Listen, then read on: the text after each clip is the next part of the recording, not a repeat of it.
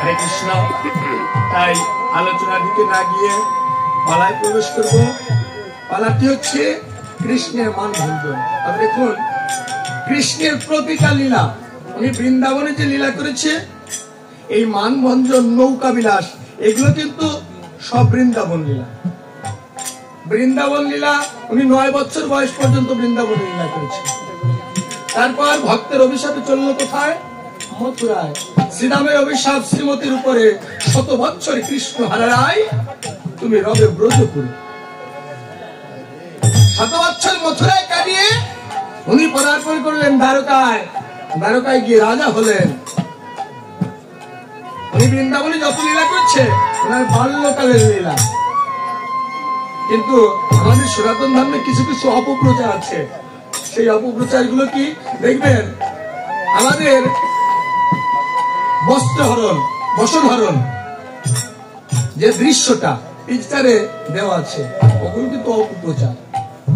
কৃষ্ণ যখন বসনহরণ করেছিল, কৃষ্ণের বয়স 8 বছর, গোপীদের বয়স 5-6, সর্বোচ্চ 7।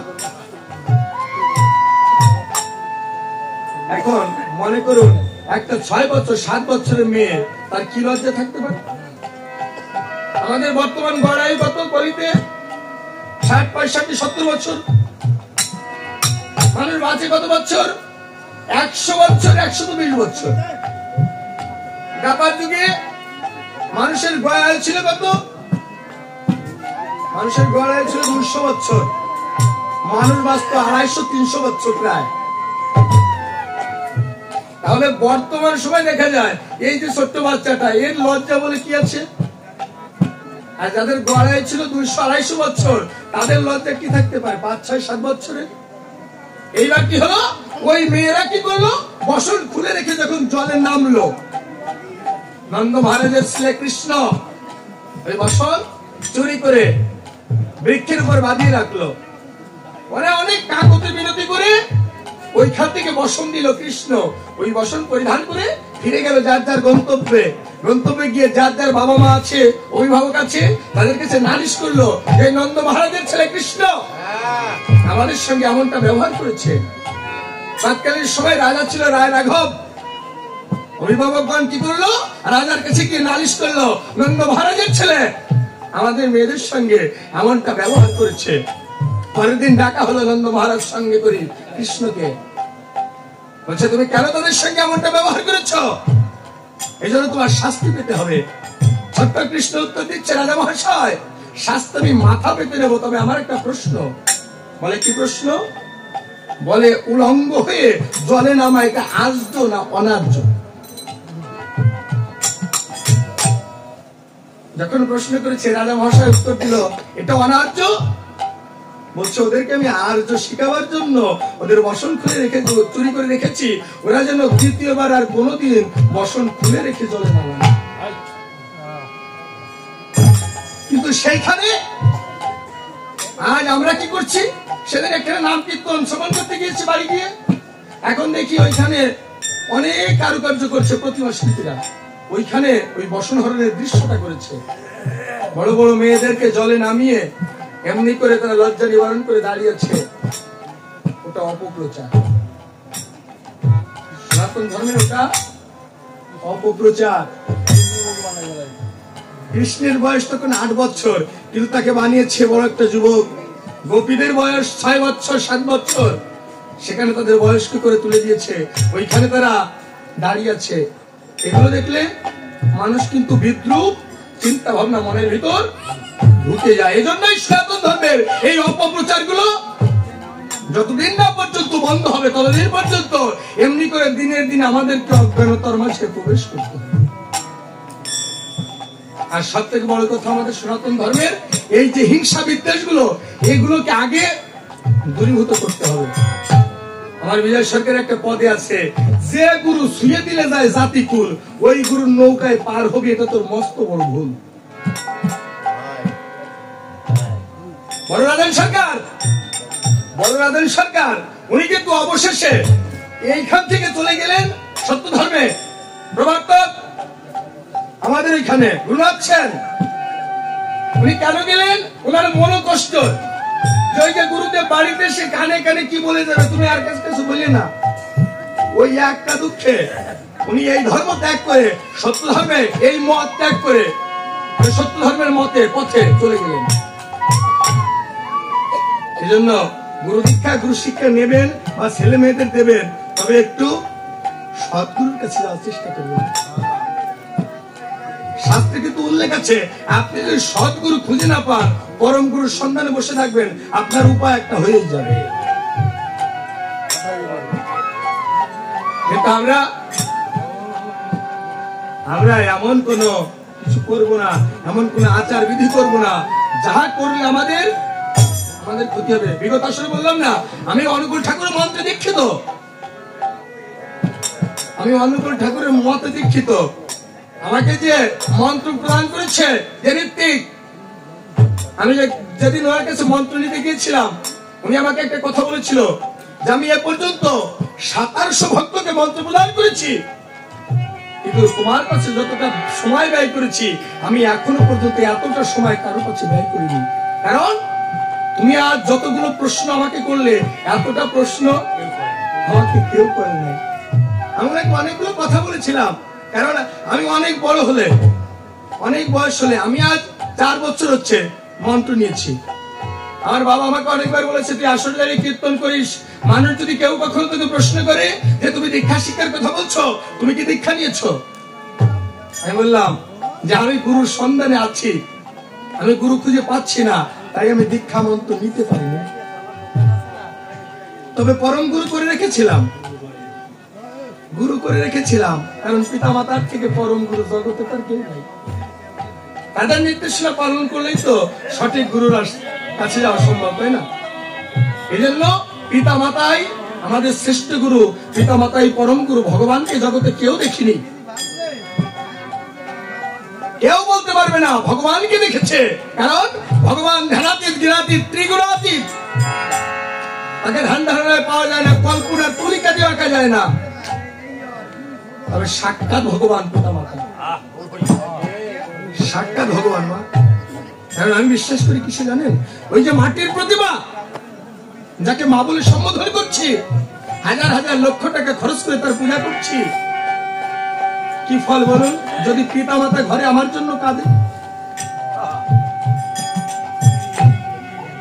কৃষ্ণ বলেছিল সুদামাকে, সুদামা সুদামা রে, যদি কোন ঘরে সন্তানের ব্যবহারে মা কাঁদে বাবা কাঁদে, ওই ঘরে কোনোদিন সুখ আসতে পারে না।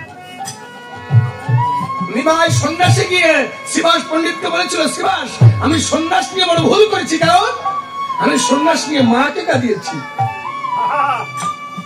দুখানা বস্ত্র পাঠিয়ে দিল, বলছে একখানা বস্ত্র বিষ্ণুপ্রিয়াকে দিও, আর একখানা বস্ত্র জগন্নাথ মা শচীকে দিয়ে বলো যে তোমার নিমাই তোমার জন্য পাঠিয়েছে। যেখানে নিমাই বুঝিয়ে দিয়ে গেল যে মাকে কষ্ট দিয়ে সন্ন্যাস নিয়ে ভুল করেছে। আমরা বুঝি না, আমরা বুঝি না। সেদিন আমি একটা ছবি দেখছিলাম, ওইখানে একটা কথা দেখলাম, বলছে কোন দিন মজুরের মা কোনদিন বৃদ্ধাশ্রমে যায়নি, কোন দিন মজুরের মা বৃদ্ধাশ্রমে যায় না, যায় আমাদের মতো ভদ্রলোকের পিতা মাতা, যারা ভদ্রবেশী মুখোশ পরে আছে আমরা, এদের সন্তানেরা পিতা মাতা যায়। তবে মনে রাখবেন, কর্মফল কাউকে ক্ষমা করবে না। বাবা গিয়েছে সত্য ছেলেকে নিয়ে মাকে দেখতে বৃদ্ধাশ্রমে, মায়ের সঙ্গে দেখা করে যখন ফিরে আসছে, ওই ছেলেটা বলছে যে বাবা তুমি একটু অপেক্ষা করো, আমি গিয়ে একটু ঠাম্মির সঙ্গে আবার দেখা করে আসছি। ছেলেটা যখন ফিরে এসেছে, বাবা জিজ্ঞাসা করছে কি রে খোকা, ঠাম্মির সঙ্গে কি কথা বলে এলি? বলে ঠাম্মির সঙ্গে কোনো কথা বললাম না, শুধুমাত্র দেখে এলাম যে আমার ঠাম্মি কত নম্বর রুমটাতে রয়েছে। বলে কেন? বলে যে বাবা আমি যখন বড় হব তোমাকেও তো এখানে রাখবো, তাই দেখলাম যে আমার ঠাম্মিকে তুমি কোথায় রেখেছো। আমি বড় হবার পর তো তোমাকে ওইখানে আসতে হবে। যেমন কর্ম তেমন ফল, এটা অসম্ভবই, এটা হতে হবে। আজ আমার ঘরে আমার দুটো ছেলে, আমার দাদা দুটো ছেলে, ওরা তো আমাকে দেখে শিখবে, তাই না? আমাদেরকে দেখে শিখবে। শুধু আসরে এসে বাবাকে জড়িয়ে ধরলাম, প্রণাম করলাম, তাই না? ওই ছেলেটা দেখছে না। দেখুন আমার মোবাইলে আছে, আসর থেকে বেরোলে যদি কেউ দেখতে চান আমি দেখাবো। আমার 2 বছরের ছেলে, বয়স মাত্র 2 বছর, ব্যাগটা কাঁধে নিয়ে দেখুন ঘর থেকে বের হই, ওই ছেলে দৌড়ে গিয়ে তুলসী মঞ্চ তলায় গিয়ে তুলসী পাতা 8টা 10টা ধরবে, এইভাবে ছিঁড়ে নিয়ে চলে আসবে, এসে আমাকে বলবে যে নে বাবা নিয়ে। আমার 2 বছরের ছেলে, ও কি জানে? ও জানে যে বাড়ি থেকে কোথাও যেতে গেলে আমার মা দিয়েছে তুলসী পাতায় নে, আমার স্ত্রী দিয়েছে তুলসী পাতায় নে। আমার ওই ছেলেটা দেখে শিখেছে যে বাড়ি থেকে কোথাও যেতে গেলে তুলসী পাতা সঙ্গে নিতে হয়, এটা পারিবারিক শিক্ষা। তাই আমি সবার কাছে অনুরোধ করি, বারবার করে একটা কথা এই জন্যই বলি যে প্রতিটা গৃহে প্রতিটা সন্তানকে ধর্মীয় শিক্ষা দিতে হবে, ধর্মীয় আচার বিধি তাদের ভিতরে ঢুকাতে হবে। আজ আমরা কেন এত বিপথে যাচ্ছি? হচ্ছে সন্তান নেশাগ্রস্ত হয়ে গেছে, মেয়ে চলে গেছে, কেন বাবা? এই দোষটা ওদের নয়, দোষটা আমার নিজের। তাদেরকে সঠিকভাবে শিখাতে পারিনি, তাদেরকে সঠিকভাবে ব্যবহার করতে পারিনি, তাদেরকে হরিনামের মধ্য দিয়ে জীবন চলার পথ শিখাতে পারিনি, তাই তারা বিপথে গমন করেছে। হরে কৃষ্ণ বলতে গেলে রাত চলে যাবে, শেষ হবে না। বাবু যখনই বলে একটু আধ্যাত্মিক কথা, আধ্যাত্মিক চেতনা কি? এগুলোই আধ্যাত্মিক চেতনা,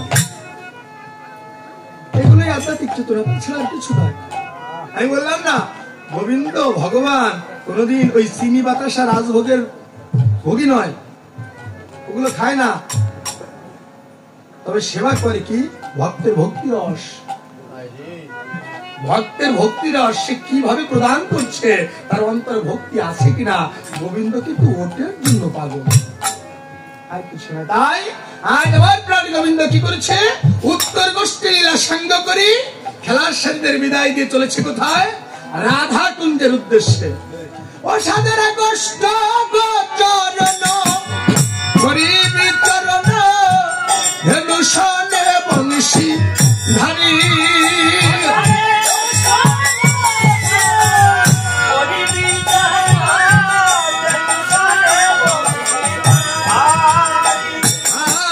সুধীর গমনে গধূলি লগনে ভবনে চলিলেন হরি।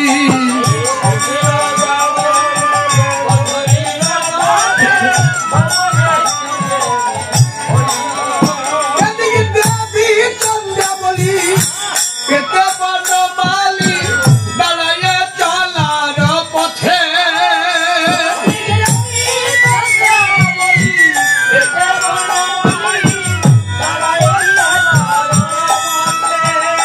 আমার শ্যামকাল শশী বাজাইয়া মোহনবাসী বসিল শ্রবণ পথে।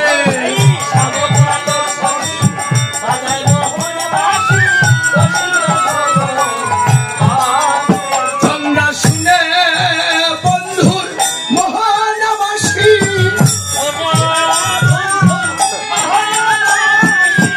মহাপ্রাণে ছুটে আসি শুনে বন্ধুর মোহনবাসী।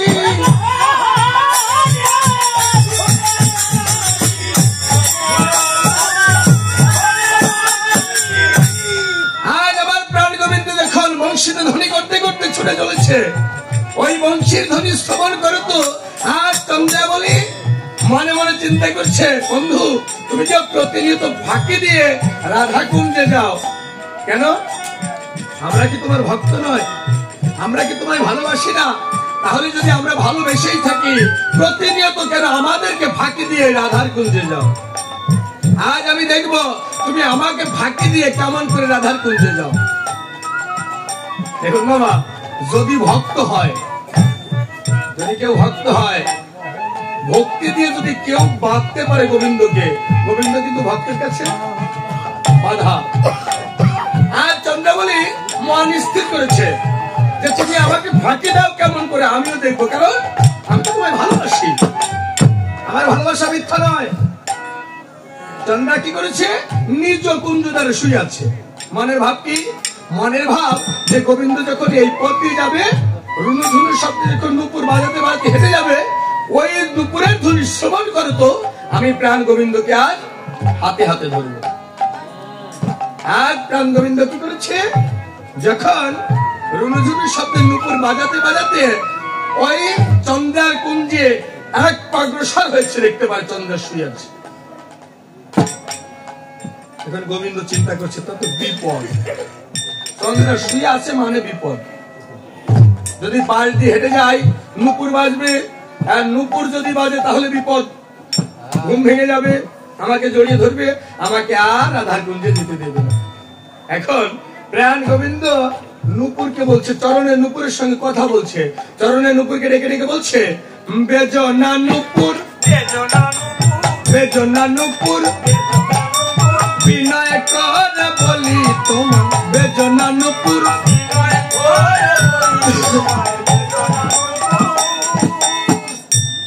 আমার কথা কিন্তু বুঝতে হবে, কথা যদি না বুঝেন তাহলে কিন্তু ওই গল্পের মতো হবে। বাবা কীর্তন খুব ভালো লেগেছে কিন্তু কিছু বুঝতে পারিনি।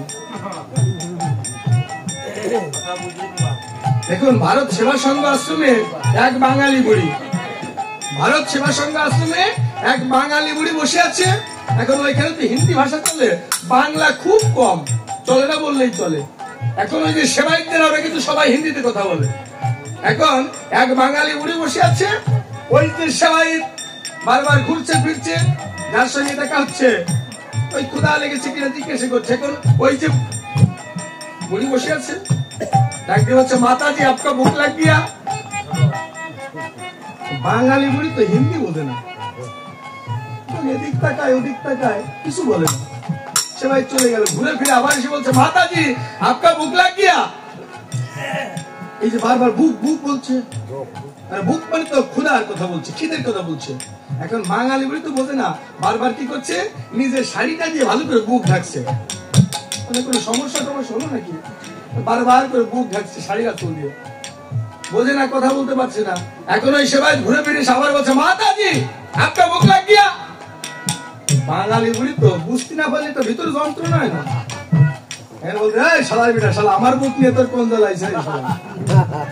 পাশে ছিল এক বাঙালি, বলছে, ওরে মা ও কথা বলি নাই, ও কথা বলি নাই, বলেছে কি তোমার ক্ষুধা পেয়েছে কিনা? বলে, ওরে বাবা তা তো বুঝতে পারছি, বুঝতে না পারলে কিন্তু এই জ্বালা। তবে একটু মনোযোগ দিয়ে শ্রবণ করবেন, দেখবেন এর থেকে মধুর তোমার কিছু নেই। যখন কান্না আসবে একা একা কাঁদবেন, মানে কিছু করবে না, কষ্ট পাবেন না মা। কারণ কান্না যখন আসবে একা একা কাঁদবেন, ভিতরে অনুরাগের কান্না, মায়ের কান্না কেটে কি হবে? অনুরাগে যদি ভিতর থেকে কান্না আসে, ভিতরে গুমরে গুমরে একা একা কাঁদবেন। তাহলে দেখুন, এবার কৃষ্ণ বলছে কাকে? নুপুরকে, বেজনা নুপুর, বেজনা নুপুর, বিনয় কর বলি তোমায়, বেজনা নুপুর। কৃষ্ণ বলছে কাকে? নুপুরকে, নুপুর তুমি বেজনা। এখন নুপুর উত্তর দিচ্ছে, হে গোবিন্দ তুমি বাজালে বাজি, আর তুমি না বাজালে? তুমি বাজালে আমি বাজি, তুমি যদি না বাজাও তাহলে আমি তো বাজি না। বলছে তাৎপর্য কি? এখন নুপুর বলছে, তুমি পা ফেলো না, আমি বাজবো। তুমি পা ফেলো না তাহলে আমি, তুমি বাজালে বাজি, পারাপন তোমার উপর। এখন তুমি দেখো কি করবে, তুমি যদি বাজাও বাজবো, তুমি যদি না বাজাও আমি বাজবো না। বলছে তাৎপর্য কি? বলে তুমি পা ফেলো না তাহলে আমি বাজবো না। বলছে আমি যদি পা না ফেলি তাহলে সামনে যাবো কেমন? মনে করেন ওইখানে আপনি আছেন, এইখানে আমি, আপনার কাছে আসতে গেলে আমাকে তো পা ফেলতে হবে, তাই না? পা ফেললেই তো বাজবে। নুপুর বলছে আমি অত শত বুঝি না, তুমি যদি বাজাও আমি বাজবো, তুমি যদি না বাজাও আমি বাজবো না। এখন গোবিন্দ তো মহাবিপদ, বলে না তোকে বাজাচ্ছি আমি, তুই বাজিস কেমন? আমি তাই দেবো। চরণ থেকে নুপুরকে খুলে দিয়েছে, দেখি তুই বাজিস কেমন করে। কিন্তু মা ওই চরণ থেকে যে খুলে নিল, ওকে তো একটা জায়গায় রাখতে হবে, রাখতে হবে না? চরণ থেকে যখন খুলে নিয়েছি একটা জায়গায় তোকে রাখতে হবে, ফেলে তো দিতে পারবে না। এখন ওই নূপুরকে ধরে যখন মস্তকে ধারণ করতে গেছে, ওই যে মস্তকের চূড়া বলছে রাখো গোবিন্দ, রাখো রাখো রাখো। মস্তকের দিকে আনছো কেন? তো চরণের নূপুর। একদিন তুমি কৃপা করে তোমার মস্তকে তুমি আমাকে ঠাই দিয়েছিলে। এই মস্তকটা একমাত্র আমার অধিকারে, আর দ্বিতীয় কারণ চূড়া বলছে যে এই মস্তকটা একমাত্র আমার দখলে, ওখানে আমি দ্বিতীয় আর কাউকে রাখতে দেব না। যখন গলে ধারণ করতে গেছে বরফ হয়ে মারা বলছে রাও গোবিন্দ। একদিন ওই নূপুরের সঙ্গে আমার বিবাদ হয়েছিল। ওই নূপুর বড় অহংকার করে বলেছিল এই জগতের বুকে আমি ধন্য, কারণ যে চরণ পাবার লাগি মহামুনির শিরা ধ্যানে বসে আছে, যুগ যুগ তপস্যা করছে, আমার গোবিন্দ আমাকে সেই চরণে জড়িয়ে রেখেছে। জগতে আমি ধন্য। আর আমি মালা বলেছিলাম আমি ধন্য, কারণ আমি প্রভুর বলে স্থান পেয়েছি। তুমি আজ ভালো করেছ, চরণ থেকে খুলে তুমি ওর দর্প চূর্ণ করেছ, অহংকার চূর্ণ করেছ, কিন্তু আমার গলায় আমি রাখতে দেব। এইবার নূপুরকে ধরে যখন বক্ষে ধারণ করতে গেছে, নূপুর বলছে গোবিন্দ আমি কি এতটা অপরাধী যে তুমি তোমার অঙ্গে না রেখে তুমি অপরের কাছে রাখছো? তুমি তোমার জায়গায় রাখো, কিন্তু ওটা তো অপরের জায়গা, ওটা তো তোমার জায়গা না, ওটা পরের জায়গা। গোবিন্দের বক্ষখানা কি গোবিন্দের বল? গোবিন্দের যে বক্ষদেশটা, এই বক্ষদেশটা গোবিন্দের নয়, এটা অনেক পূর্বে ভৃগুমুনিকে লিখে দিয়েছিল। গোবিন্দের বক্ষে দেখবেন ভৃগু পদ চিহ্ন। যেদিন ভৃগুমুনি ক্ষুধার্ত ভৃগু ভিক্ষাং দেহি ভিক্ষাং দেহি বলে চিৎকার করছে নারায়ণের দরজায়, সারা শব্দ না পেয়ে দুয়ার খুলে দেখতে পারে লক্ষ্মী নারায়ণের সময় ব্রত আছে। ক্ষুধার্ত ভৃগু সেদিন কি করেছিল? দেখতে পারে লক্ষ্মী প্রদর্শনা করছে নারায়ণের, আর নারায়ণ শুয়ে আছে। সেদিন ওই ক্ষুধার্ত ভৃগু সজোরে নিজের পদদের আঘাত করছিল নারায়ণের বক্ষে। লক্ষ্মী চিৎকার করে একদম বলছে ভৃগু, কি করলি ভৃগু? নারায়ণ বলছে থেমে যাও লক্ষ্মী, তুমি শুধু আঘাতটা দেখলে ভৃগুর অন্তরে ভৃগুমণির চরণ ধরে বলেছিল ভৃগু যে চরণ দিয়ে আঘাত করেছিস তোর এই চরণে তুই ব্যথা পাসনি ভৃগু, যে ভক্তি দিয়ে তুই আমাকে আঘাত করেছিস, আজ থেকে এই বক্ষ দেশটা আমি তোর নামে লিখে দিলাম। নূপুর বলছে ওই বক্ষখানা তো তোমার না, তো ভৃগুমণি, আমি পরের জায়গায় থাকবো কেন? তুমি তোমার জায়গায় রাখো। এবার যখন নিজের উরুতে রাখতে গেছে বলছে ওটা তো শ্মশান, আমি শ্মশানে থাকবো না। বলছে আমার উরু শ্মশান? বলে হ্যাঁ, তুমি একবার ভালো করে মনে করে দেখো, যেদিন তুমি নৃসিংহ রূপ ধারণ করে হিরণ্যকশিপুকে বধ করেছিলে, কোথায় রেখে? তোমার উরুর উপর রেখে তার বক্ষ বিদীর্ণ করেছিলে। যেদিন থেকে হিরণ্যকে বধ করলে ওই দিন থেকে তোমার এই উরুটা শ্মশান শুরু করেছে। নূপুরের কাছে নিজে আত্মসমর্পণ করে ডাকতে বললো নূপুর রে, আমার চরণ থেকে খুলে আমি বড় অপরাধ করেছি, তাহলে তুই বল, তুই বল তুই যে জায়গায় থাকতে চাইবি আমি তোকে সেই জায়গায় রাখবো, বল কোথায় থাকবি? সেই চরণে নূপুর ডেকে ডেকে বলেছিল প্রভু এতদিনই কৃপা করে তুমি যেথায় আমাকে রেখেছিলে, একবার কৃপা করে তোমার চরণ ছাড়া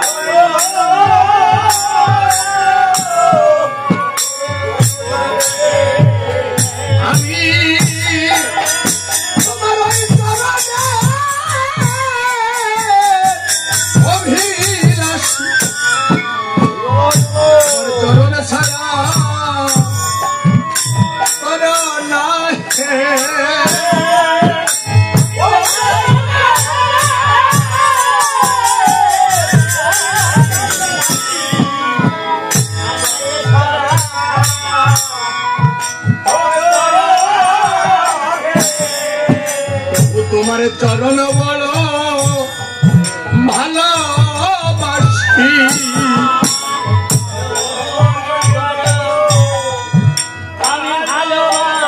আমি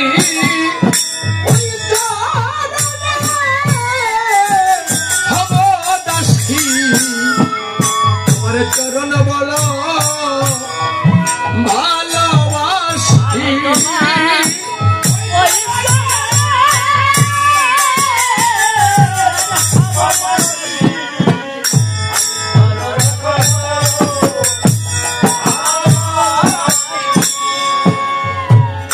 গোবিন্দ কৃপা করে যে চরণ থেকে তুমি আমাকে খুলে নিয়েছ, তুমি কৃপা করে তোমার ওই চরণে আমাকে ঠাই দাও। গোবিন্দ কি করেছে?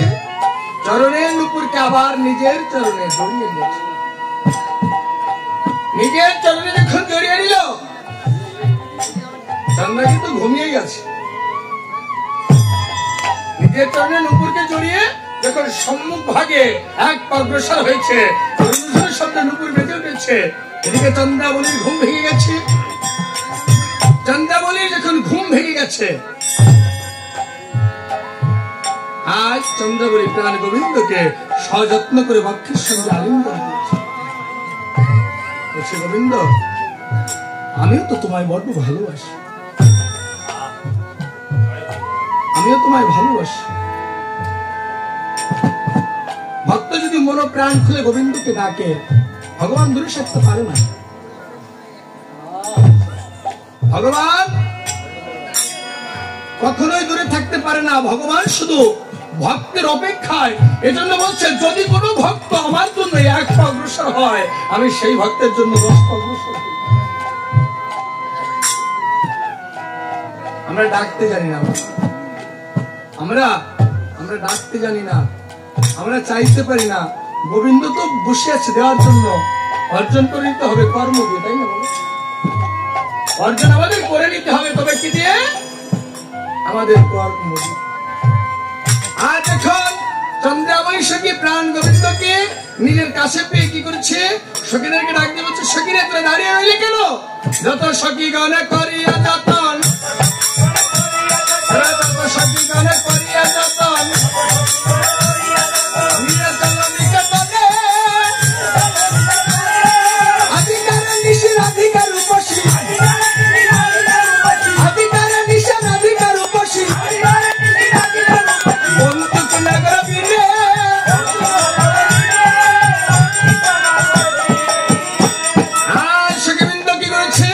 ধরে বন্ধুর করে করে তারা, ধরে বন্ধুর করে করে নিয়ে যায় তার প্রেম বাসরে, ধরে বন্ধুর করে করে।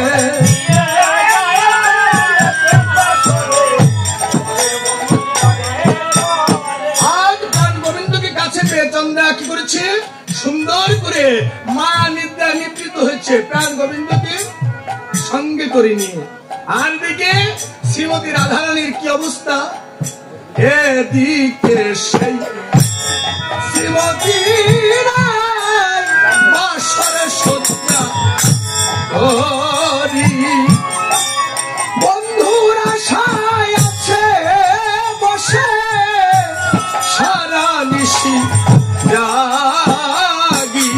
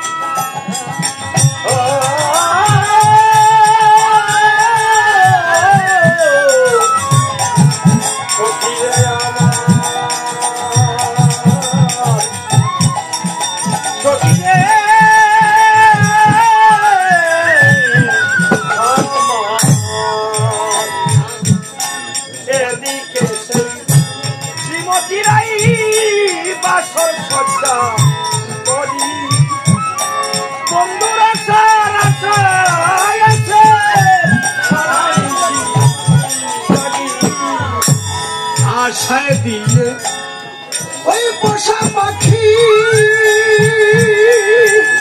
ও সখী হৃদয় হলো বুঝি তার বাসাতে আছে বন্ধু কোথায় গিয়ে বুঝি আশায় দিয়ে ওরা পোষা পাখি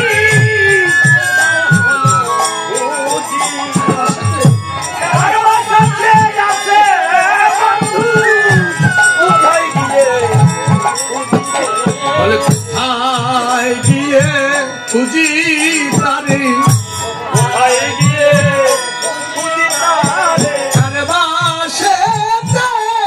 আছে বন্ধু কোথায় গিয়ে খুঁজি তারে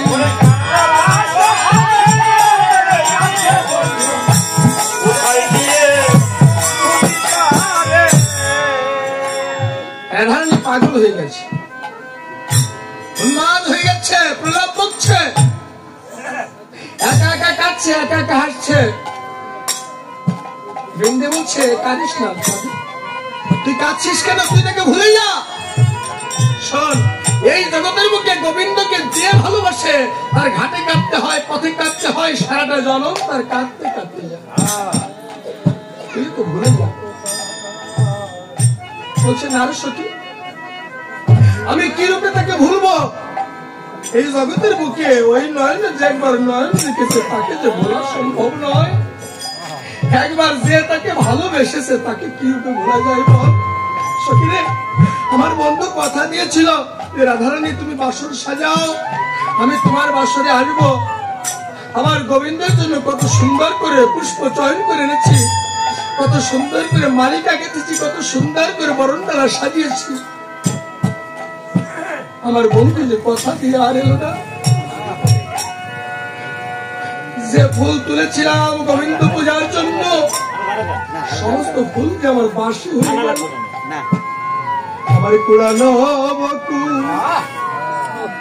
লাগল না তো আমার গোবিন্দের পূজায় লাগল না তো আমার বন্ধু পূজায় আমার তোলা ফুল আমার কুড়ানো বকুল আমার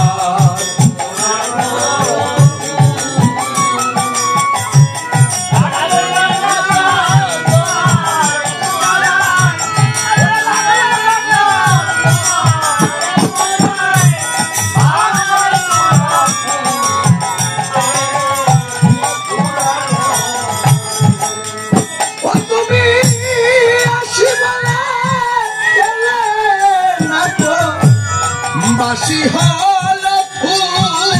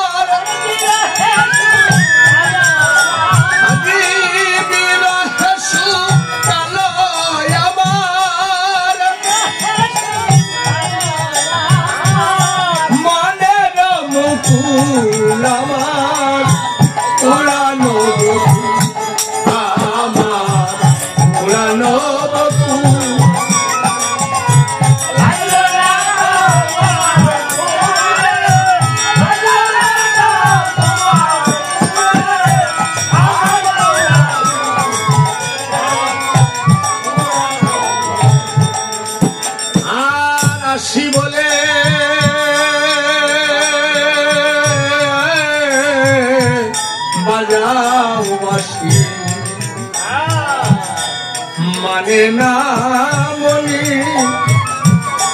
ভুল হয়ে যায় ফুলে থাকা তাই আসি বনে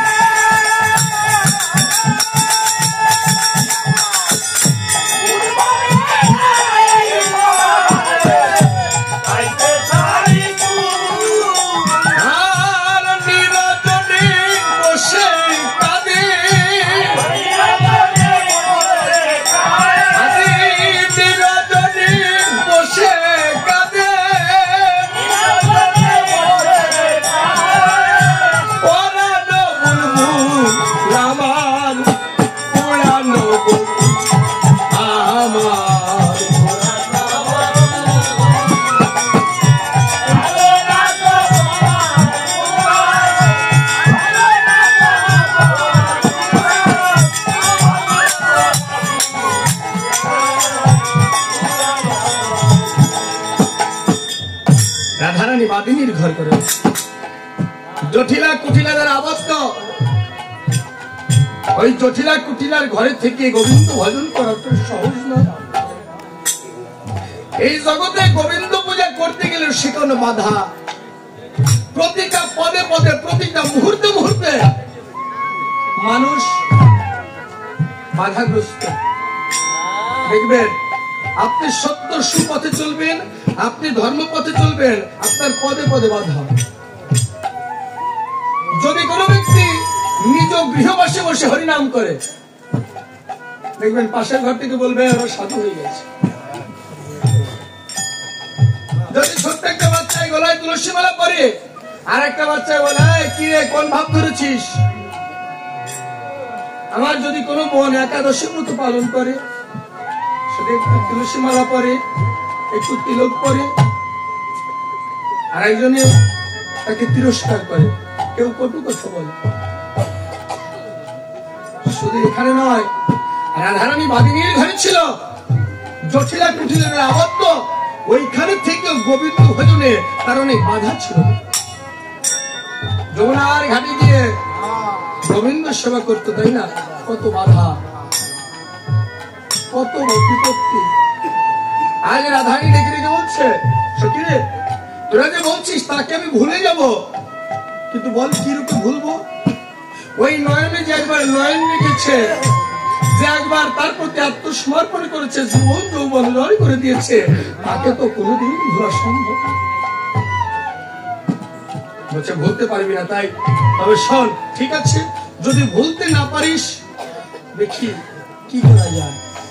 এদিকে আজ আমার প্রাণ গোবিন্দ কি করেছে, চন্দ্রার কুঞ্জে চন্দ্রা বলি প্রাণ গোবিন্দকে পেয়ে আজ সুন্দর করে বাহুবেষ্টনে আবদ্ধ করে রেখেছে। কারণ যে পায় সে তো আর ছাড়তে চায় না। গোবিন্দকে যে পায় সে কি ছাড়তে চায়? গোবিন্দকে কেউ ছাড়তে চায় না। আজ প্রাণ গোবিন্দ আমার চন্দ্রার আশা পূর্ণ করি মধুসূদন নিশিরাতি প্রহরে চন্দ্রাই করি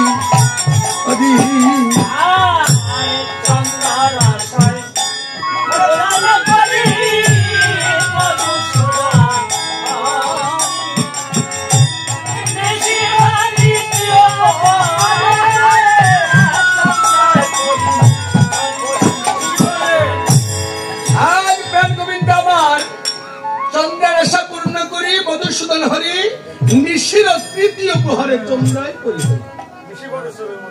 বৃন্দাবতী চঞ্চলামতী রাত্রি জাগরণে শ্রীমতীর আর নাই শ্রীমতী শ্রীপতি বিহার।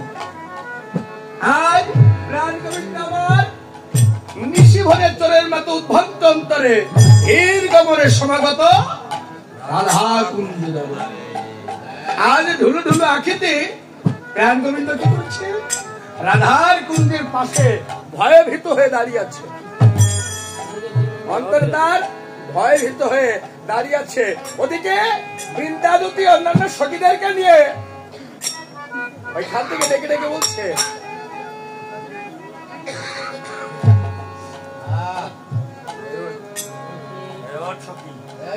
তোরা উঠিস দেখা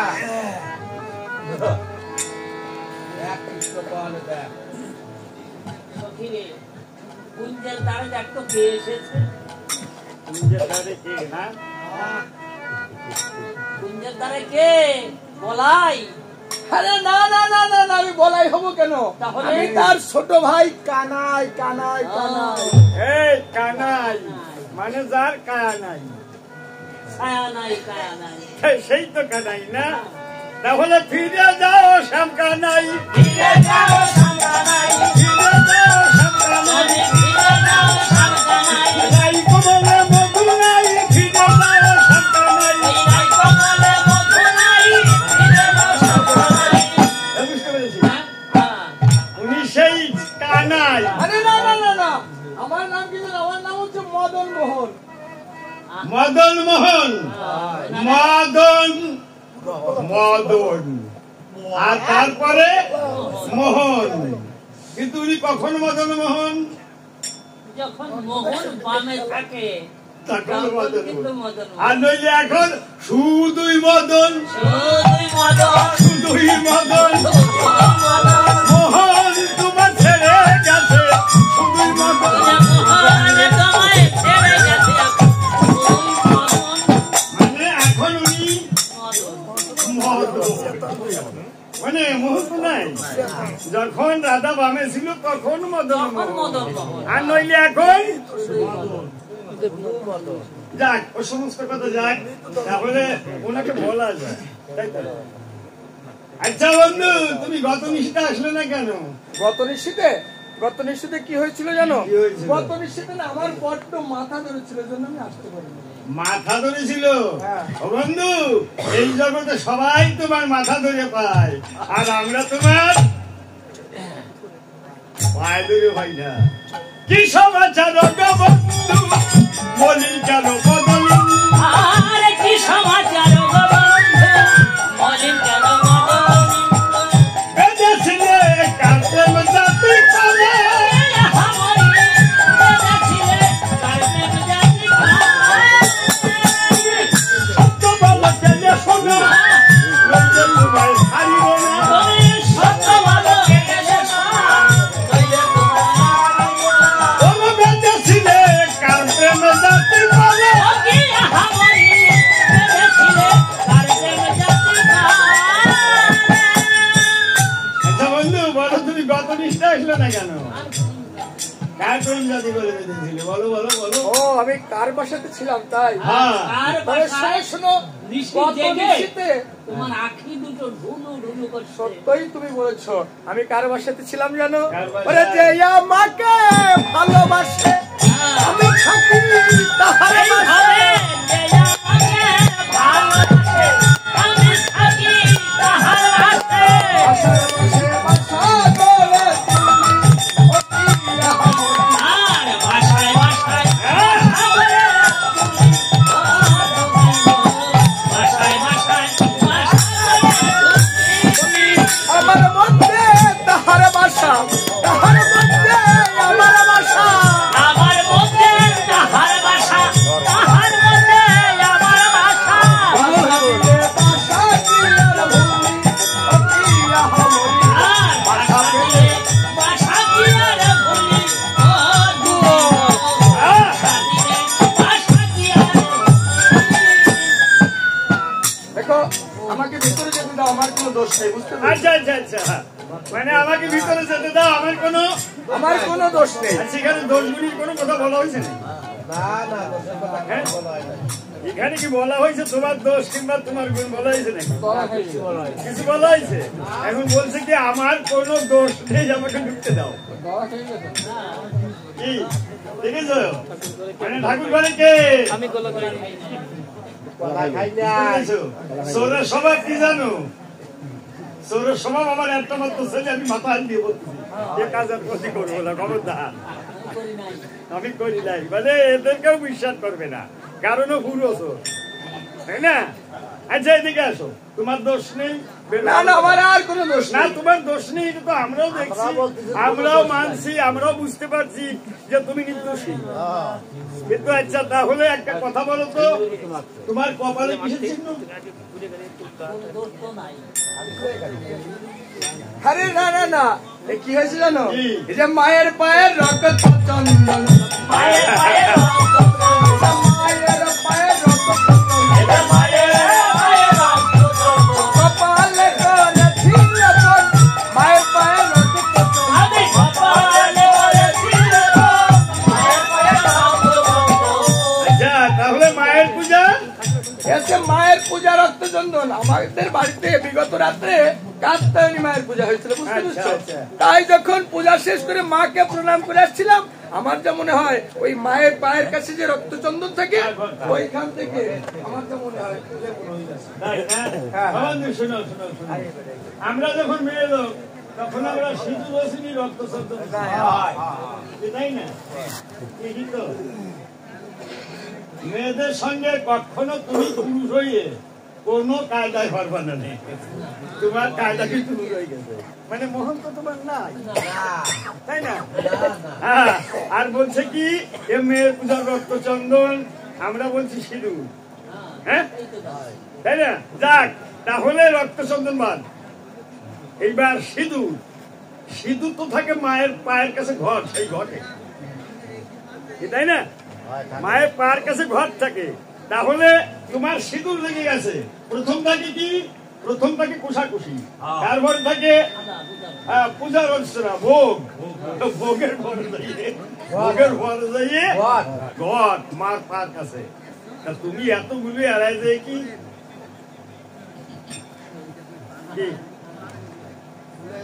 বলো তো?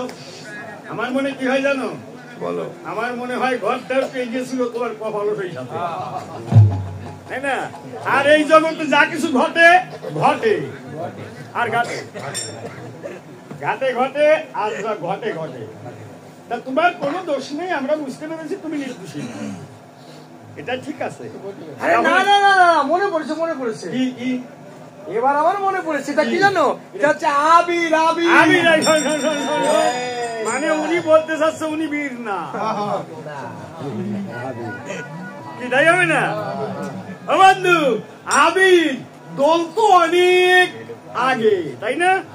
তাই না? কত এখন ওই সামনে দোল, তোমার দোল কবে গেল হে, তোমার দোল কবে গেল হে,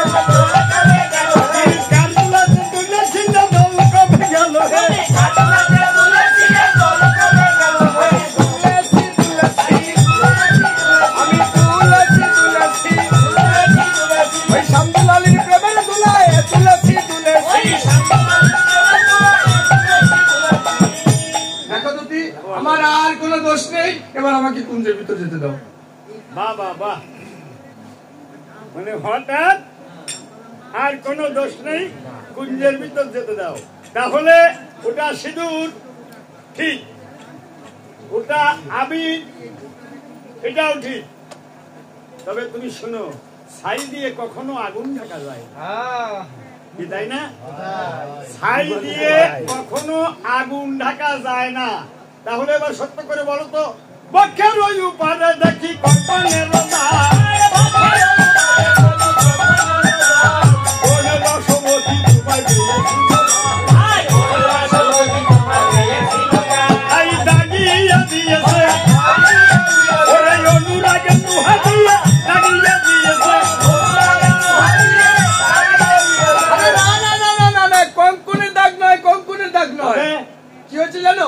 ওই যে বললাম না, বিগত রাত্রে আমাদের বাড়িতে কাত্যায়নী মায়ের পূজা হয়েছে। আমার মা আমাকে বলেছিল, গোপাল গোপাল যা তো বাবা কিছু বিল্লপত্র নিয়ে আয়।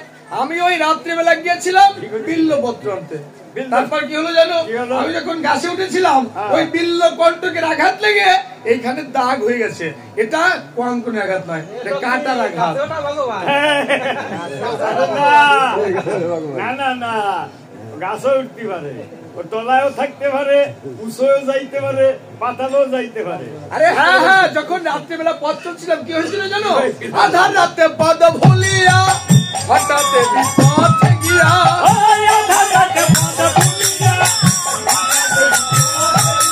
আরে কাটার আঘাত লাগে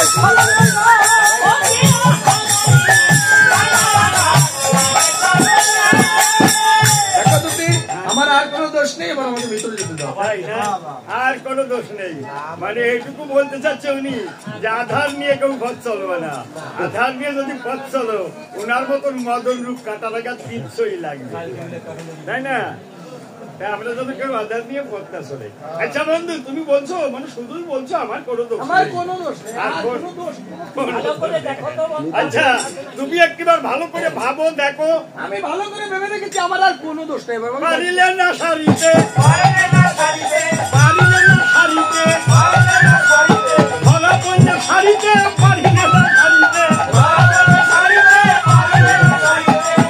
বন্ধু কোন রূপসী নীলম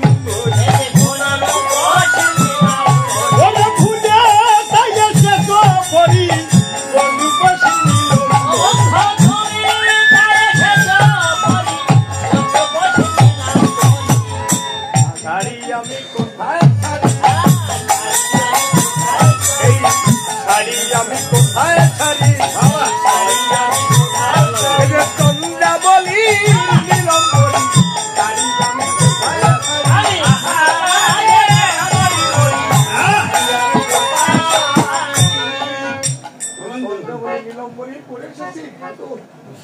কি বলে বা বুঝাবো আমি? আরে রাখো রাখো, কি হয়েছে জানো? কি হয়েছে? আরে এ হচ্ছে আমার বলাই দাদা নীলম্বরী। এই, বাজে কথা না কথা। এই, শোন, বাদে কথা কত? একটা কথা তুই বল যে ওনার বলাই দাদা মেয়ে না পুরুষ। বন্ধু, তোমার বলাই তো দাম মেয়ে না পুরুষ? আরে রাখো রাখো, হ্যাঁ? কি হয়েছিল জানো? গতকাল রাত্রে আমরা পূজা শেষ করে দু ভাইতে গোলাগুলি করে একই বিছানায় শুয়েছিলাম।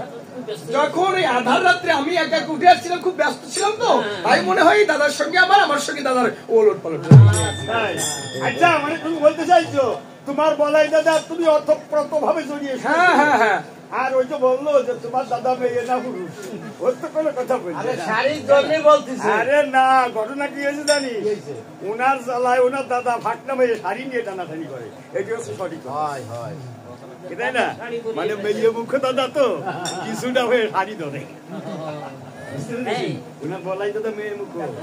হ্যাঁ, আর তাহলে এবার উনার বলাই দাদার সঙ্গে উনি শুয়েছিল যখন চলি আসে। আচ্ছা, তাহলে সেখানে আলো ছিল না? জ্ঞান ছিল না, জ্ঞান ছিল না, জ্ঞান ছিল না, জ্ঞান ছিল না, আলো ছিল বটে, জ্ঞান ছিল না। আলো ছিল বটে, জ্ঞান ছিল না। রাধা প্রেমে বিমল ছিলাম, আলো ছিল বটে, জ্ঞান ছিল না। আমি রাধার প্রেমে বিভোর ছিলাম। দেখো, ওইখানে আলো ছিল কিন্তু আমার জ্ঞান ছিল না। বুঝতে পেরেছো? জ্ঞান থাকিতে জীবের প্রেম হয় না, প্রেম না হলে সে আমাকে পায় না। মীরা বলে বিনা প্রেম সে নাহি মিলে সেই নন্দলালা। আমার আর কোনো দোষ নেই, এই আমার দোষ। মানে বলতেছে কি আমার আর কোনো দোষ নেই। তাহলে একটা কথা ওনাকে বলা যাক, তোমার এখানে কোনো অধিকার নেই তোমাকে ধরা চোরা মহলবাসী কে নিয়েছে ধরা চুরা মোহনবাসী কে নিয়েছে?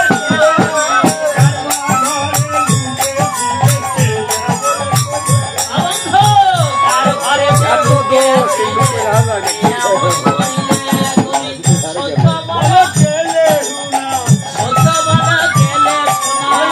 আমরা তোমায় ছাড়িব না, সত্য বলো গেলে শোনা। বলো বলো বলো, আরে কি হয়েছে জানো? কি হয়েছে? আমার আনিতে মনে নাই, ব্যস্ত ভরে এসেছি তাই আনিতে মনে নাই। আরে শোন শোন, এগুলো মণ্ডপ ঘরে রেখেছি তাই আনিতে মনে নাই।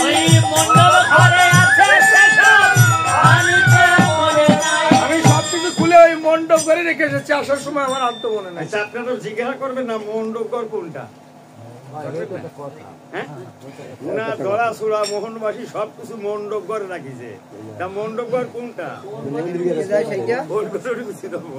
মানে যেখানে মনটা ডোবে ওখানে হচ্ছে মণ্ডপঘর।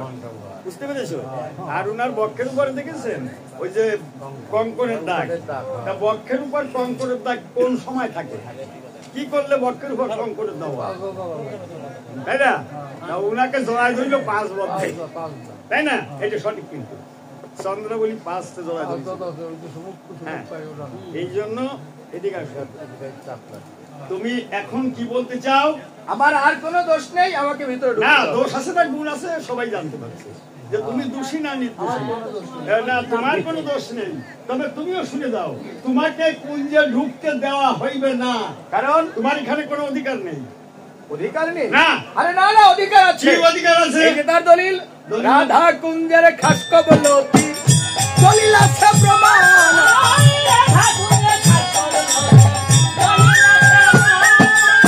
চিরদিনের সত্যই আমি আছি সত্যবান।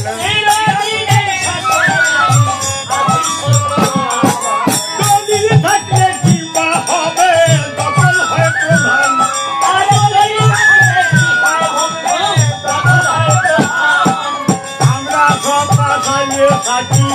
দখল করে আয়ান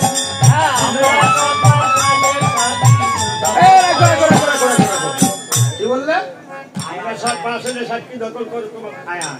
আচ্ছা একটা কথা বলি, হ্যাঁ, বলো। এইখানে কথা হচ্ছে তোমার মাঝে আমার মাঝে, তোমাদের মাঝে আমার মাঝে। হ্যাঁ, আমার আয়ান মামাকে ডেকে আনলে কেন? আয়ান মামাকে ডাকে আনবো না? তোমার আয়ান মামা তো, আরে তোমার আয়ান মামা তো আগে ঢুকে, তাই না?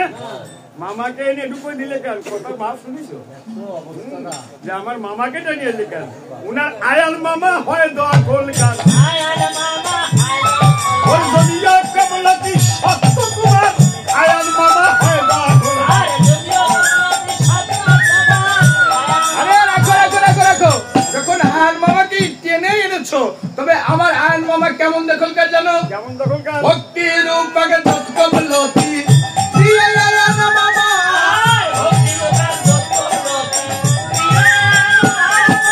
বরগাতে সেজেছে তাই নিয়ে পাট্টার জমা, ও তার বরগা সত্য, তার বরগা সত্য, টিকিট পদ্মা তান্ত্রিক সত্য, বরগা সত্য।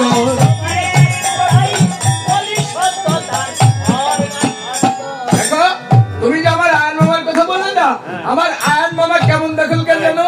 ভক্তির উপার্জন কবলতি দিয়ে আয়ন মামা বরগাদ্দার সেজেছে তাই নিয়ে পাট্টার জমা, তবে তার বরগা সত্য।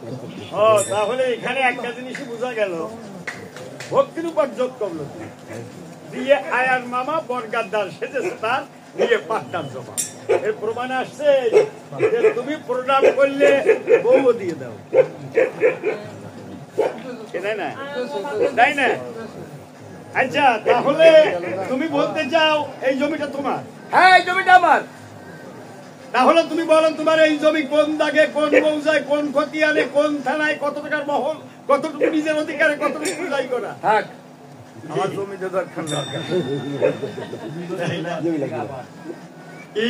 এখন এই কোন জমি, এই জমি কোন দাগে, কোন খতিয়ানে, কোন মৌজায়, মানে কোন তফসিল অফিস যাবো বুঝে বেরোতে এই জমিদার যদি কিছু লাগে, এই জমিতে আমি কি করবো? আমরাও জানি যে জমি প্রকৃত তোমার না। আরে জমি কি না আমার, ওটা প্রমাণ আমি সঙ্গে করে এনেছি। কি সঙ্গে করে এলো? তুমি কি বললে আমার কাছে, কি জানতে চাইছো? আমি তোমার কাছে জানতে চাইছি এই জমি কোন দাগে, কোন খতিয়ান, কত টাকার মহল। কোন দাগে কোন খতিয়ানে, তাই? হ্যাঁ। তবে এটুকুর প্রমাণ আগে নাও। আচ্ছা। মালেকেরি 11 নম্বর খতিয়ান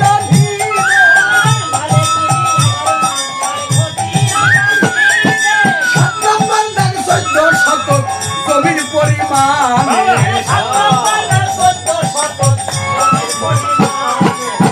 উত্তরেতে রতিকান্ত,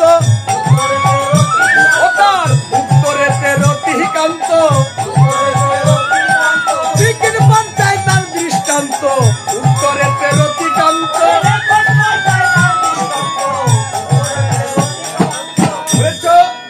মালেকেরি 11 নং খতিয়ান অধীনে 7 নম্বর দেখ 14 শতক জমির পরিমাণে, তার উত্তরেতে রতিকান্ত। রেকর্ড পঞ্চায়েত তার দৃষ্টান্ত, তার উত্তরেতে রতিকান্ত। বাবা মালিকেরই 11 নং খতিয়ান 7 নং দাগ 14 শতক জমি, মানে 14 কুয়া দেব, তাই তো?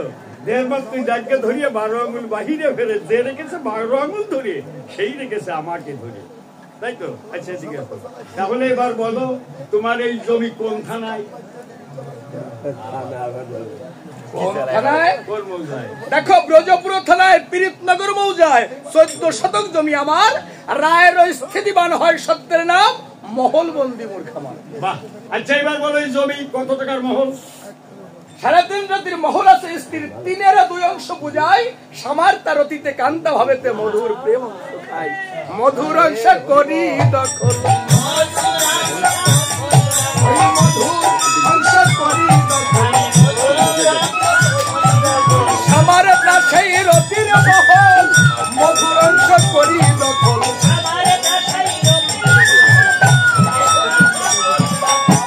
বুঝতে পেরেছ? হ্যাঁ বুঝলাম। সাধারণ সামঞ্জস্য সামারটা, হ্যাঁ সাধারণ অধিকারী সত্যভামা এই পর্যায়ে যারা, আর সামারটা অধিকারিণী শ্রীমতী রাধারানী, মানে ওই সত্য ওই সত্য আমার। আচ্ছা তাহলে তুমি ওই বার শোনো, এইবার ওই জমির উপর 144 ধারা জারি করলাম। কোর্টে যাও, কোর্টে গিয়ে বিচার করো, বিচার শেষে সত্য যার পর সেই জমিতে দখলে নাও। মানে এত প্রমাণ দিলাম, এত কিছু বললাম, কোন দাগে, কোন খতিয়ানে, কোন গ্রাম, কোন মৌজা, সবকিছু বলার পরে এখন তোমরা আবার কি করলে? 144 ধারা জারি করে কিছু দাও। কোর্টে যাও। তাহলে তুমি কি করবে এখন? তোমার দলে কেউ নাই। কেউ নাই, আপনারা ওনা দলে দেখি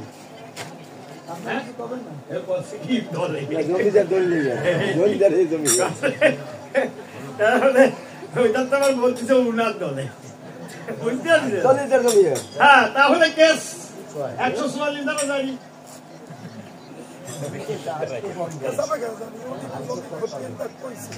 ভালো, 144 ধারা জারি করবে, তাই? তবে শুনো, তোমরা যদি 144 ধারা জারি করো, আমি কি করবো জানো? করবে 145 ধারায় জমি আমি দখল করবো। বুঝতে পেরেছো? 145 ধারায় দখল করবো আমি, সাক্ষ্য প্রমাণ আছে, দলিল সত্য, মোর কায়েম। আচ্ছা, তাহলে তুমিও শুনো, যোগ্য হলো পরিণতি শুনো বংশীধারী, কষ্ট করে তোমার উপর দিব ডিগ্রি জানি। আরো শুনো, 144 সামান্য যদি করোনা সময় 211 তো বলবে মানহানির দায়। আরে রাখো রাখো, কি বললে? 211তে যদি হয় মানহানির দায়, ওই 211তে যদি মানহানির দায়, রাধা রানীর প্রেম হাজতে রাখিও আমায়,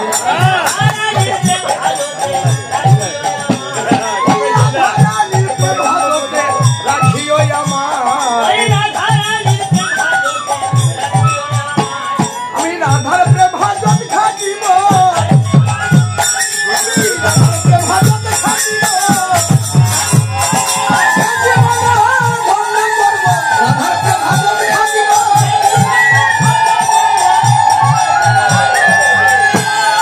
সেটা তুমি 211তে যদি হয় তোমাদের ওই মানহানির রায়, তোমাদের ওই রাধারানীর প্রেম হাজতে রাখিও আমার। আচ্ছা, কি জিতছি ভাবিছেন? জেল টেল খাটিয়ে নয় জিতলাম, তো কি হয়েছে? কি? যে জেলে রাখবি ওই জেলে রাখলি তো হয়ে গেল। না না না, কথাটা বলিছে কি যে 211 তো যদি মানহানির দায় রাধারানীর প্রেম হাজতে রাখিল আমায়, আজও তোমার খাতা লাগিছে, অত খালি গুড় আছেন না।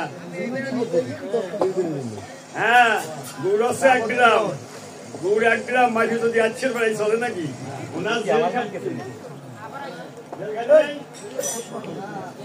আচ্ছা দেখো যদি, আমি তো তোমাকে বললাম, তোমরা যদি এমনি করে জেল হাজত করতে চাও, রাধারানীর জেল হাজত আমাকে রাখিও, তুমি যে কোনো উপায় আমাকে ভিতরে ঢুকতে দাও। তাই না? হ্যাঁ, রাধারানীর সঙ্গে কথা বলবে, কিন্তু একটা অসুবিধা হয়ে গেছে। কি অসুবিধা? ঘটনা হয়েছে কি, গত নিশিত তুমি আসো নাই, শ্রীমতী না আসার কারণে শ্রীমতী রাধারানী মান করেছে। মান করেছে? হ্যাঁ, আর সেই মানের গুলোয় না এই ব্যক্তি সাইড এলেছে, সাইড এলে মানের অবস্থা বোঝা যায় না। এখন তুমি আর কি করবা, তুমি এখানে বসো, আমি অগ্রভাগে কুঞ্জের ভিতর গিয়ে দেখি শ্রীমতী রাধারানীর অবস্থা কি আছে। আচ্ছা, তাহলে তুমি তাই করো। দেখো, তুমি একটু কষ্ট করে যেভাবে রাধারানীর সঙ্গে আমার সঙ্গে কথা বলে রাধারানী, তুমি সেই ব্যবস্থাটা করো। আচ্ছা, তুমি বসো।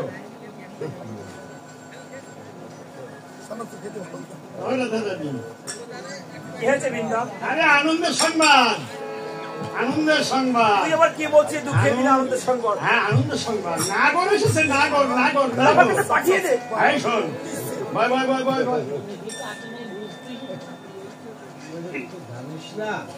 এই তোর কাছে পাঠিয়ে দিব, তার আগে একটা কথা আছে। কি কথা বল? আমরা মেয়ে লোক, আমরা তো মেয়ে লোক। আমরা মেয়ে লোক আর করে কুকুর, বুঝতে পেরেছিস? হ্যাঁ, বুঝেছি। তবে এখন নাগর এসেছে, আমি বলেছি কিন্তু কথা বলার জন্য চেষ্টা করছে, কিন্তু একটা কাজ করতে হবে। কি কাজ করতে হবে? কাজটা করতে হবে এই, সে এখন আসবে, আসবে, কাঁদবে, এমনকি তোর পায়ে ধরে কাঁদবে, কিন্তু সাবধান। দেখি তুই কেমন কথা বলিস। একটা কথা না বলিস। তাহলে বন্ধু আমার হয়ে যাবে তো? হ্যাঁ, তুই যদি কথা না বলিস, বন্ধু তো চিরদিনের জন্য তোর পাশে এসে বসে যাবে, আর কোনোদিন যাবে না। তুই সত্য বলছিস তো? আমি সত্য বলছি। শোন, আমার নাম বৃন্দাবতী, বুঝতে পেরেছিস? বুঝেছি। আমার নাম বৃন্দাবতী। এই বৃন্দাবন সবাই বলে আমার কিশোরীর চোখ আছে, আমি সেই চোখ দিয়ে এই বৃন্দাবনের আবাল বনিতা বৃদ্ধ সবাইকে দেখি। কিন্তু আমার ভালো একটা গুণ আছে যে আমি সুই হয়ে ঢুকিয়ে হাল হয়ে তাহলে বন্ধু এসেছে, এখন আসবে, সাজবে, কাঁদবে, কিন্তু সাবধান, কথা বলবো না। না আমরা বিয়ে দেবো। আর তুই যদি অজ্ঞান কথা বলিস, আমাদের বিয়েতে কোন ভাব থাকে? না, কোনো ধান থাকবে না, থাকে? আমরা মেয়ে লোক, আমরা ভয়কে ভয়, ভয়কে ভয়। ঠিক আছে, তাই না? অবঘুমটাম টেনে দে, বিবাদে বঙ্কিম করে বসে থাক। সে আসবে, সাজবে, কাঁদবে, কিন্তু সাবধান, একটা কথাও তুই বলতে পারবি না। বৃন্দা এসেছো? হ্যাঁ, এসেছি। তাহলে কুঞ্জের ভিতরে হ্যাঁ, আমি গিয়ে বললাম যে এক জায়গায় থাকতে গেলে কত কিছু হয়, তাই না?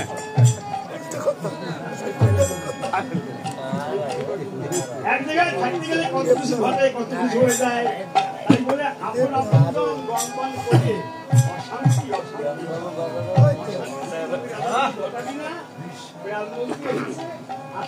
নিজে নিজে বুঝে, যার বুঝা সেই বুঝতে ভালো। অতএব তুমি যাও, যাওয়ার সঙ্গে সঙ্গে শুরু হয়ে যাবে। হ্যাঁ, কথা তো 100 বার বলবে, কথা বলবে না। কতদিনে কত কথা? তাহলে রাধারানী হ্যাঁ, কথা বলবে, যাও। কথা বলবে, তাই তো? হ্যাঁ, বলবে। তাহলে ঠিক আছে। হ্যাঁ, যেটা করার আমি করে এনেছি। আচ্ছা, যাও। আজ প্রাণ গোবিন্দ আমার কি করেছে? বলে বৃতবাস করিয়া সাহস, ঘরে বিপ্রবাস করিয়া সাহস, বলে বৃতবাস করিয়া সাহস, তারা এলো আগে, রাধা বয়ে হরি কাপে খর খরি, রাধা বয়ে হরি কাপে খর খরি, বলে দিল চণ্ডী দাসে। আজ আবার প্রাণ গোবিন্দ কুঞ্জ মধ্যে প্রবেশ করে দেখতে পায় আজ শ্রীমতী রাধারানী অবঘুমটম টেনে দিয়ে গিরিবাদে বঙ্কিম করে বসে আছে। বাবা, প্রাণ গোবিন্দ রাধারানীকে উদ্দেশ্য করে ডেকে দিয়ে বলেছে, হে মো রাধারানী, তুমি একবার আমার সঙ্গে কথা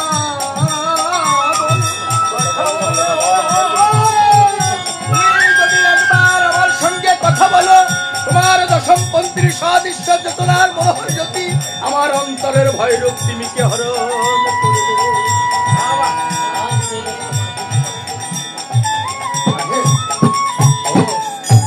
বুঝতে পেরেছি তুমি আমার উপর ক্ষোভ করেছো, তাই না? একেবারে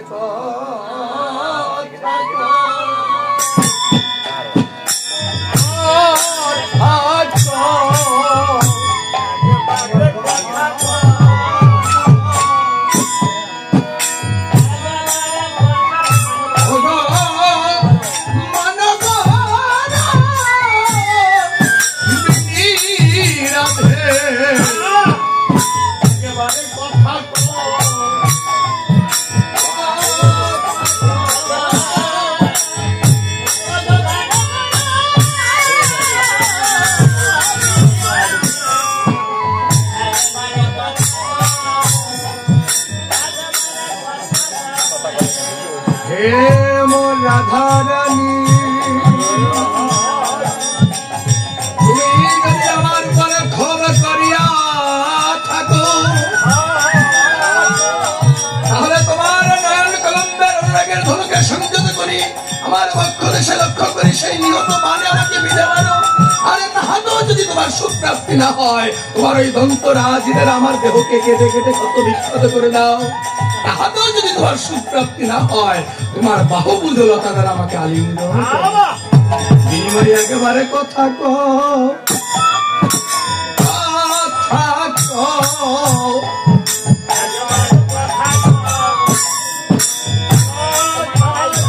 আমি পায়ে ধরিয়া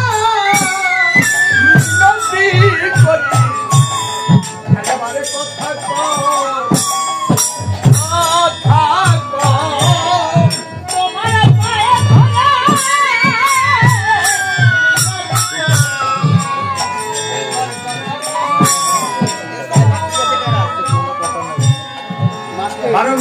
করে শ্রীমতী রাধারানীর চরণে স্পর্শ করছে। প্রাণ গোবিন্দ কথা বলল না, গ্রীবাদে বঙ্কিম করে অবহুদ্ধন টেনে দিয়ে বিমুখ হয়ে বসলেন।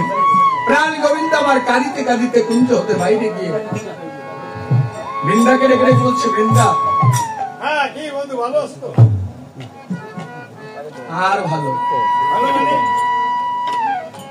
তুমি তোমাকে বলেছিলে হ্যাঁ ভিতরে যাওয়ার সঙ্গে সঙ্গে রাধারানী আমার সঙ্গে কথা বলবে।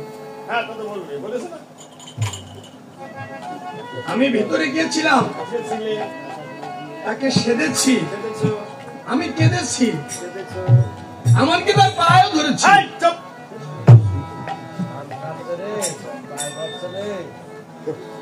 বেডক। সি সি, তুমি এত খারাপ। হ্যাঁ? কুঞ্জের ভিতরে গিয়েছো, কুঞ্জের ভিতরে গিয়ে সেদেছো, কেঁদেছো, ওইখানে থেমে যাও। পায়ে ধরতে গেলে কেন? আরে ভেবেছি হ্যাঁ ভেবেছি মানে কি? তুমি জানো না পুরুষ হয়ে মেয়ে লোকের পায়ে ধরলে সেই পুরুষের অবস্থা কি হয়? হ্যাঁ? আরে তুমি গিয়েছো, গিয়ে সেদেছো, কেঁদেছো, এইখানে থাকো। তুমি পায়ে ধরতে গেলে কেন? ওখানে তো কেউ ছিল আর না। ওখানে কেউ না থাকুক, ওই তো ওইখানে তো দেখি না। অন্ধকারে পাও ধরাইতো না।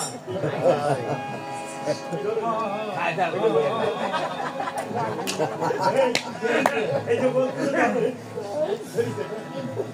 কেউ বলতে পারবেন না যে আমার মায়ের ধরি না, এমন সত্যি কারণ নাই। নাও, পায়ে ধরলে যা হয় তাই হয়েছে। আমি তোমার ধরে পায়ে পড়ছি। এই, ওইদিকে গেলে পায়ে ধরি, এদিকে আসলে পায়ে ধরি। যে রূপে হোক রাধারানীর সঙ্গে। আরে তুমি পায়ে ধরা গুছাই সবাই জানে। বসো। অবস্থা কি দেখে আসো।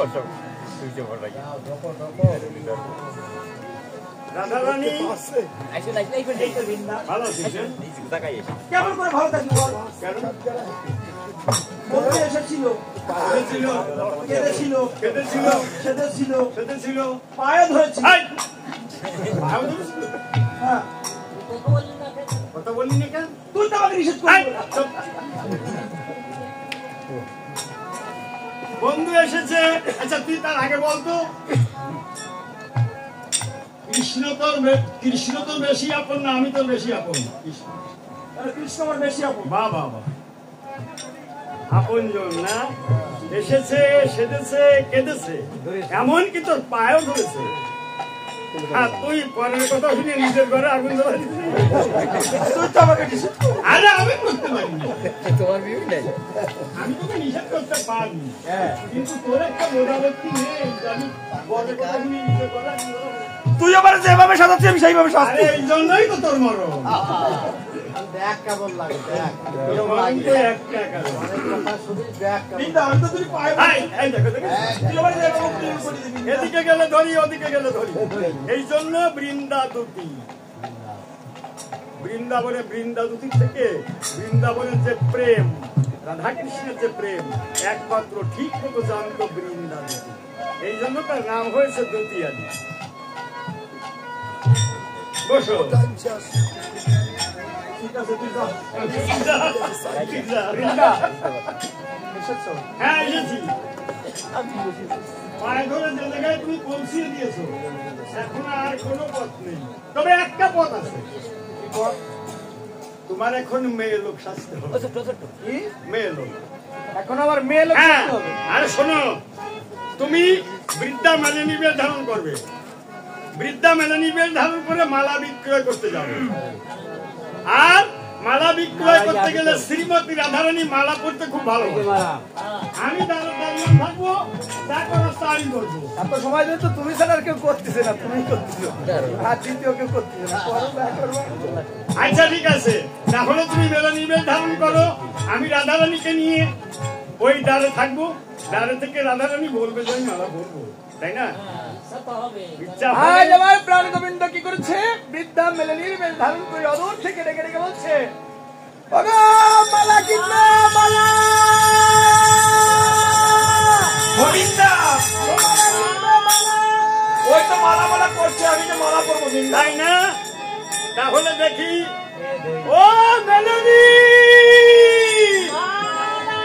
মালা কিনবে মালা। ও মেলানি এদিকে এসো মেলানি। কি গো তোমরা মালা নিবে? হ্যাঁ মালা নিব, তবে তোমার কাছে কি কি ফুলের মালা আছে? আমার কাছে কি কি ফুলের মালা আছে তাই? হ্যাঁ। তাহলে শোনো কি কি ফুলের মালা আছে। বলো। জাতি জ্যোতি মল্লিকা গন্ধা নবকুল কলি কোন ফুলের মালা করবো ওরে চাঁদ কপা।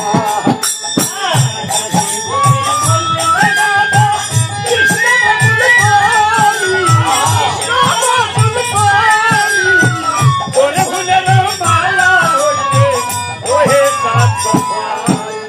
জাতি জ্যোতি মল্লিকা গাধা কৃষ্ণ বকুল কলি কোন ফুলেরই মালা পরবে ওহে চাঁদ কপালে। বলো আমি কৃষ্ণ বকুল ফুলের মালা পরবো। তাই না? কৃষ্ণ বকুল কলি ফুলের মালা করবে।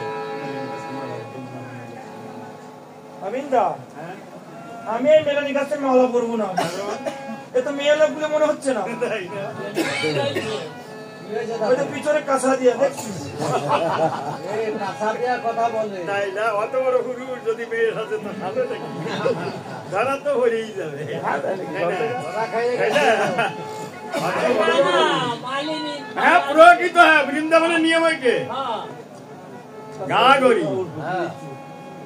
হ্যাঁ না গা গরি না, বৃন্দাবনের নিয়ম কিন্তু এই ও প্রকৃত মেয়ে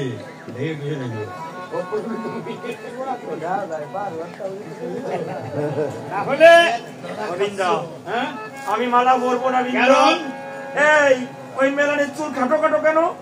ও শুনলো দেখেছি না? আরে না না না না কি হয়েছে জানো? কি হয়েছে? আমার না খুব দুর্দশা। দুর্দশা? বলো। আমার বন্ধুর সঙ্গে আমার সম্পর্কটা একটা বিচ্ছেদ হয়েছিল। বিচ্ছেদ হওয়ার পর আমার বন্ধু বাড়ি ছিল না। কতদিন পর আমার বন্ধু এসেছিল, কিন্তু ওই যে পাশের বাড়ি ওই যে আছে না, ওই যে কথা শোনা সংসার ভাগে, ওইভাবে একদম জটিল হলো। আমার বন্ধু আমার কাছে এসেছিল, আমার কাছে সেদেছিল, বসেছিল, কেঁদেছিল, আমার পায়ে পর্যন্ত ধরেছিল। কিন্তু ওই যে ও দিদি